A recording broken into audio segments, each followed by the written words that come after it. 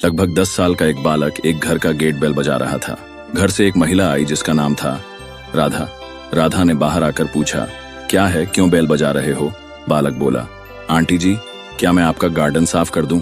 राधा, नहीं, हमें साफ नहीं कराना। फिर हाथ जोड़कर दयनीय स्वर में वह बालक बोला, आंटी प्लीज साफ करवा लीजिए, मैं बहुत अच्छे से साफ करता हूँ।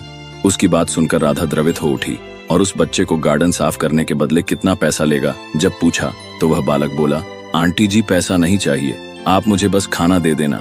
राधा को लगा कि बच्चा बहुत भूखा है इसलिए खाना मांग रहा होगा, मैं इसे पहले कुछ खाना दे देती हूँ। और थोड़ी देर में राधा खाना लेकर आई और बोली, लड़के पहले तू खाना खा ले फिर काम करना।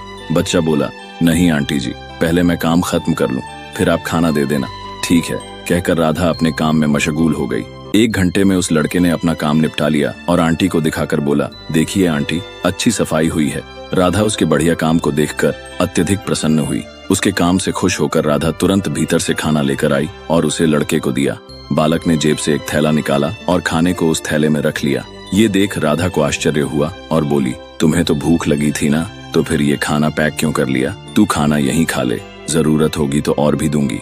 बालक बोला, नहीं आंटी, मेरी बीमार माँ घर पर है, सरकारी अस्पताल से दवा तो मिल गई है, पर डॉक्टर साहब ने कहा है कि दवा खाली पेट नहीं खाना है। राधा उस बालक की बात सुनकर भावुक हो गई और उसकी आंखों से आंसू निकलने पड़े। उसने उस मासूम बालक को खुद अपने हाथों से खाना खिलाया और उसकी माँ के लिए ताजी गर्म रोटियां बनाई। बालक के साथ उसके माँ के पास गई और कहा, बहन, आप बहुत अमीर हो, जो दौलत आपने अपने बेटे को दी है वो हम अपने बच्चों को नहीं दे पाए। आप धन्य हैं, आपका बच्चा बड़ा ही खुददार है।